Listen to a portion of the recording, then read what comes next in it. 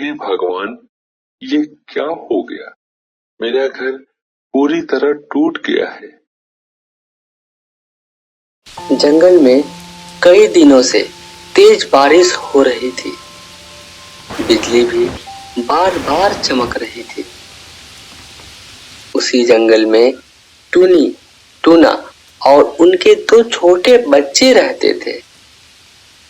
बारिश के कारण टूनी के घर का सारा खाना खत्म हो चुका था। बच्चों को बहुत तेज भूख लगी थी। तभी एक बच्चा बोला, माँ, मुझे बहुत भूख लगी है, कुछ खाने को है तो दो ना। बच्चों, कई दिनों से लगातार बारिश हो रही है। घर में रखा हुआ सारा खाना खत्म हो गया है। अब कुछ भी नहीं बचा जो मैं तुम्हें खिला सकूं। टूनी, बच्चों को बहुत भूख लगी है।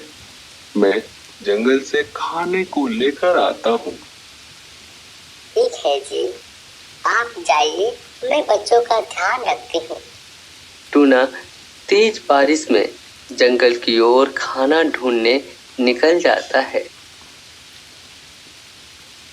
कुछ देर बाद तेज हवा चलती है और टूनी का घर हिलने लगता है। यह देखकर टूनी डर जाती है और जल्दी से अपने बच्चों को लेकर पास के पेड़ पर चढ़ जाती है। तभी तेज हवा और बारिश से उसका घर गिर जाता है। यह देखकर टूनी घबरा जाती है और अपने बच्चों से कहती है, बच्चों, अब हमें किसी सुरक्षित जगह जाना होगा क्योंकि हमारा घर टूट गया है। इतना कहकर टूनी अपने बच्चों को लेकर किसी सुरक्षित जगह की तलाश में निकल जाती है।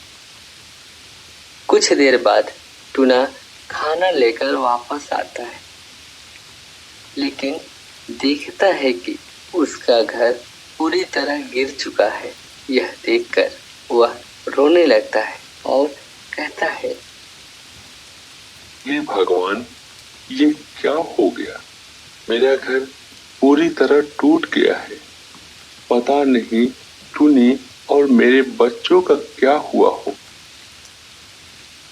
फिर वह अपने बच्चों और टूनी को ढूंढने निकल पड़ता है। सबसे पहले वह मिठू तोता के घर जाता है और आवाज देता है, मिठू भाई, मिठू भाई। मिठू बाहर आता है और पूछता है, क्या बात है टूना भाई? मिठू भाई, क्या आपने टूनी और मेरे बच्चों को कहीं देखा है? नहीं टूना भाई, लेकिन आप इतने परेशान क्यों हो? तब टूना सारी बात बताता है।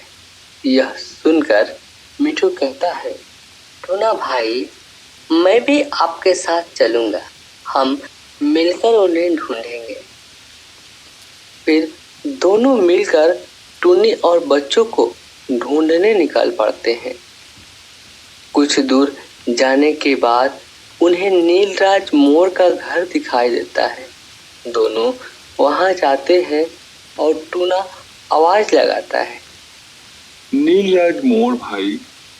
यह सुनकर नीलराज मोर बाहर आता है। तब टूना पूछता है, क्या आपने टूनी और मेरे बच्चों को देखा है? हाँ टूना भाई, आपके बच्चे और टूनी बहन मेरे ही घर पर है। फिर दोनों नीलराज मोर के घर के अंदर जाते हैं।